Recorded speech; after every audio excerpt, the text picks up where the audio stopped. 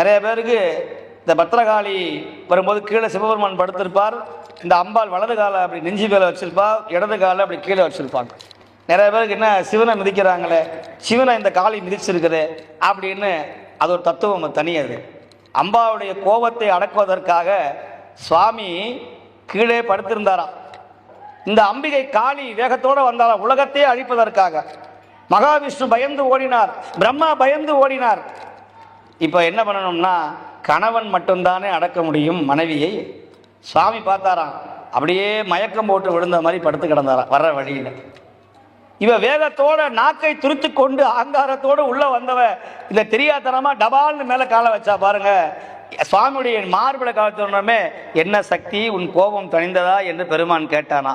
ஐயோயோ நான் என்ன அபச்சாரம் பண்ணிட்டேனேன்னு சொல்லி கீழே குனிந்தாலாம்.